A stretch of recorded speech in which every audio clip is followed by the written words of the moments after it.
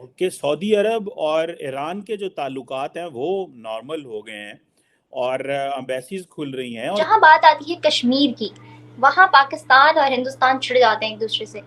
तो क्या यूएन कभी इस मसले को, हम यूएन को देखते हुए रिजॉल्व कर पाएंगे? आपने हमेशा भारत के साथ दुश्मनी और प्रोपेगेंडा से इसके पीछे पैसा बनाया। आज तक आपने भारत के साथ हालात इसलिए खराब रखे हैं कि आपका डिफेंस का बजट बढ़ा। मुझे बड़ा अफसोस होता है कि किसी ने यूएन के उन रेजोल्यूशंस को पढ़ा नहीं जो कश्मीर पर यूएन ने दिया है। आपने एक हवा बना के रखा है कि हम आपके अगर 7 लाख फौज ना हुई, भारत आपको खा जाएगा। अभी भी ये है कि इंडिया को परमानेंट मेंबर बनाया जाए सिक्योरिटी काउंसिल का, और इसके साथ जर्मनी, ब्राजील और जापान की भी बात हो रही पता है कि कश्मीर का मसला हल होने में सबसे बड़ी जो बाधा है वो पाकिस्तान खुद है। वाजपेयी साहब यहां आए, बहुत ज्यादा पॉलिटिकल कैपिटल रिस्क पे लगा कर आए। उसके बाद मोदी साहब आए, आप सोचें कि उन्होंने कितना बड़ा पॉलिटिकल एक रिस्क लिया होगा, उसके वर्सेस आपने क्या किया? सर, मैंने बहुत से कश्मीरियों से, हिंदुस्तान की तरफ जानब जो कश्मीरी हैं, उनसे इस बात पे इंटरव्यूज लिए, उनकी राय भी जानी। उनका ये कहना था कि वो वहाँ पे बहुत खुशी से रह रहे हैं, वो कभी नहीं जुड़ना चाहते पाकिस्तान के साथ, मगर पाकिस्तानी हमेशा से बजिद है उनको जुड़ने। क्या वजह? अब दहशत गर्दी बेच के आपने 5-5 हजार के पाकिस्तानी गुटानमों में भी बेचते नहीं। हाँ, पाकिस्तानी ऑक्युपाइड जम्मू कश्मीर कहते हैं।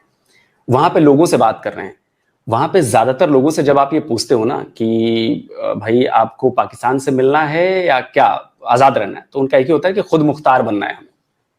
लेकिन आप अगर जम्मू कश्मीर हमारे वाले हिस्से पे आके पूछोगे तो वो ये बात कभी नहीं कहेंगे खुद मुख्तार रहेंगे, क्योंकि खुद मुख्तारी की जरूरत क्या है, उनको पता है कि ये कानूनन और दस्तावेजन इंडिया का हिस्सा है। भारत के साथ रिलेशनशिप करना आपकी जरूरत है या भारत की जरूरत है? आपकी जरूरत है, भारत को जरूरत नहीं है। आप ये इंडिया के साथ आपको रास्ता खोलना ही पड़ना है, आज कल परसों तरसों।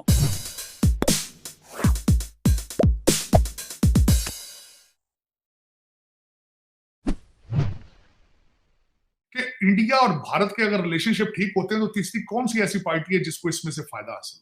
कोई नहीं। अगर आपके रिलेशनशिप भारत के साथ ठीक होते हैं, चाइना नाराज हो जाएगा आपके साथ। अगर आपके रिलेशनशिप अच्छा, दूसरा आपको मैंने बताया था कि अब हालात अमेरिका के इंडिया के साथ ऐसे हैं कि अब आप जो भी आपने अमेरिका से बात करनी है वो भारत से वो पूछ के आपसे बात करेंगे, क्योंकि उनका इन्फ्लुएंस इतना ज्यादा है, लॉबी इतना ज्यादा है। दूसरी एक बात सबसे बड़ी बात है, किसे आप अपने बॉर्डर से बाहर क्या जाएं, आपके अंदर ही ये विल मौजूद नहीं है भारत के साथ रिलेशनशिप बेहतर किए जाए। आपने हमेशा भारत के साथ दुश्मनी और प्रोपेगेंडा से इसके पीछे पैसा बनाया, और चीफ जस्टिस ने भी मौका गवा दिया, उन्होंने जाना था। उस पर भी बात करता हूं, उस पर बात। चीमा साहब, दर हकीकत बात यह है कि आज तक आपने भारत के साथ हालात इसलिए खराब रखे हैं कि आपका डिफेंस का बजट बढ़ा है। आपने एक हवा बना के रखा है कि हम आपके अगर 7 लाख फौज ना हुई, भारत आपको खा जाएगा। अभी भारत के जहाज इस्लामाबाद के ऊपर आ जाएंगे, आज ये हो जाएगा, आज ये हो जाएगा। ये आपका हिस्सा था इसका फॉरेन पॉलिसी के एक हवा बना के रखना है, 22 करोड़ लोगों को डराना सुबह शाम भारत से। This was your policy. अब वो पॉलिसी किस तरह खराब है? अब मैं आपसे मेरा एक क्वेश्चन करना चाहूंगा। वाजपेयी साहब यहां आए, बहुत ज्यादा पॉलिटिकल कैपिटल रिस्क पे लगा कर आए। उसके बाद मोदी साहब आए, आप सोचें कि उन्होंने कितना बड़ा पॉलिटिकल एक रिस्क लिया होगा, उसके वर्सेस आपने क्या किया? ये मेरा क्वेश्चन मार्क है आपसे। और इस वक्त आप कहते हैं कि रिलेशनशिप ठीक हो, मेरा ये क्वेश्चन मार्क ये है आपसे, आपके साथ भारत के साथ रिलेशनशिप करना आपकी जरूरत है या भारत की जरूरत है? आपकी जरूरत है, भारत को जरूरत नहीं है। आप भारत की तो जरूरत नहीं है। आप बात आती है कश्मीर की, वहां पाकिस्तान और हिंदुस्तान छिड़ जाते हैं एक दूसरे से। तो क्या यूएन कभी इस मसले को, हम यूएन को देखते हुए रिजॉल्व कर पाएंगे? देखिए महवेश, यूएन का आपने जिक्र किया है, तो आपके यहाँ करीब करीब सारे लोग, चाहे वो सरकार में हो चाहे आम पब्लिक हो, वो सब कहती हैं कि जी यूएन के हिसाब से होना चाहिए, कश्मीर को बिल्कुल उसके हिसाब से चीजों को ठीक करना चाहिए, ऐसा करना चाहिए। लेकिन मुझे बड़ा अफसोस होता है कि किसी ने यूएन के उन रेजोल्यूशंस को पढ़ा नहीं जो कश्मीर पर यूएन ने दिया है। तो मैं अक्सर अपने वीडियोज में ये बात बताता रहता हूँ कि भाई जाके कम से कम वो रेजोल्यूशंस को पढ़िए तो सही कि उसमें लिखा क्या है। आपको पता है कि कश्मीर का मसला हल होने में सबसे बड़ी जो बाधा है वो पाकिस्तान खुद है। यूएन का रेजोल्यूशन कहता है कि आपको वहां से अपनी फौज हटानी पड़ेगी, जिसे आप आजाद कश्मीर कहते हो, जिसे हम पीओजे कहते हैं, वहां से आपको अपनी फौज का एक एक बंदा हटाना पड़ेगा। पहली शर्त है यूएन की। और वो क्यों हटाना पड़ेगा? क्योंकि वो नॉन कश्मीरी हैं। तो वहां पे सिर्फ फौज ही नहीं, जितने भी नॉन कश्मीरी हैं उन सबको हटाना पड़ेगा। यूएन की सेकंड जो शर्त है वो कहती है कि जब ये पहली शर्त पाकिस्तान मान लेगा, तब इंडिया के लिए शर्त ये है कि आप वहां से अपनी फौज कम करेंगे। ध्यान दीजिएगा, कम करेंगे, हटाएंगे नहीं। क्योंकि यूएन में लिखा है कि एज ए पाकिस्तान आपको इन्वेडर कहा गया है वहां पे, कि हमला आपकी तरफ से हुआ है। इंडिया ने डिफेंस में किया, वो भी महाराजा हरि सिंह से विलय कराने के बाद। उसके पहले तक नहीं गए वो, जब तक वो जम्मू कश्मीर इंडिया का हिस्सा नहीं था। लेकिन जब इंडिया का हिस्सा बन गया तब भारत ने अपनी फौज भेजी। तो ये एक जेन्युइन और लेजिटिमेट जो कार्रवाई होती है वो की गई। तो जब तक आप ये हटाएंगे नहीं, उसके बाद ये कम होगा, उसके बाद रेफरेंडम होगा, प्लेबिसिट होगा। तो जो सबसे पहली शर्त है वो पाकिस्तान मानता ही नहीं है। तो जो सबसे बड़ा रोड़ा अटकाया है अगर किसी ने, तो वो पाकिस्तान ने अटकाया है। अगर आप यूएन रेजोल्यूशंस की बात करते हो तो प्लीज, मैं भी कहता हूं कि प्लीज आप उनको पढ़िए और उनके हिसाब से चलिए। आप करेंगे तो हम भी करेंगे।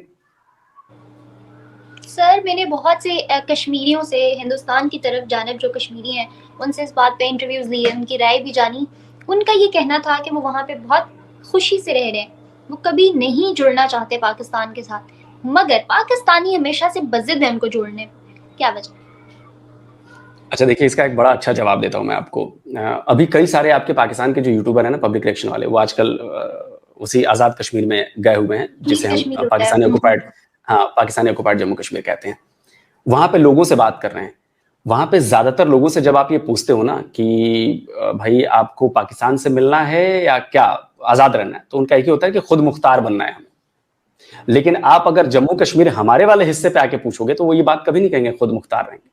क्योंकि खुद मुख्तारी की जरूरत क्या है? उनको पता है कि ये कानूनन और दस्तावेजन इंडिया का हिस्सा है। क्योंकि जिस तरह से बाकी की 550 रियासतें थी जब इंडिया ने एक्सेशन ऑफ पेपर तैयार किया था, वही एक्सेशन ऑफ पेपर महाराजा हरि सिंह ने भी साइन किया, जो बाकी की रियासतों ने साइन किया हमारे में शामिल होने के लिए, रिपब्लिक ऑफ इंडिया में। तो और ये सारा यूएन के पास रिकॉर्ड है, वो जानते हैं कि ये प्रोसेस वही फॉलो किया गया है।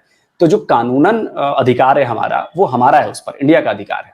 अच्छा, अब इसमें कई लोग कहते हैं कि जी वहां पे मुस्लिमों की संख्या ज्यादा थी तो इधर जाना चाहिए था, उधर जाना चाहिए। देखिए, ये सब फालतू की बातें हैं, कागज जिनके पास है।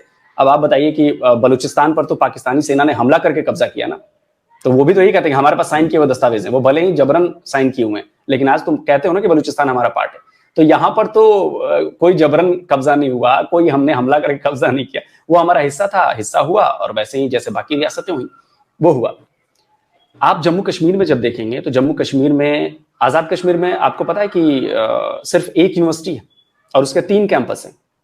आप अगर जम्मू कश्मीर की बात करेंगे हमारे वाले हिस्से की, तो वहां पे आपको 20 से ज्यादा यूनिवर्सिटीज मिलेंगी, आपको वहां पे आईआईटी मिलेगी, आपको वहां पे बड़े से बड़े अस्पताल मिलेगा। मुझे लगता है कि 50 से ज्यादा अस्पताल है वहां पे, जो बड़े अस्पताल है।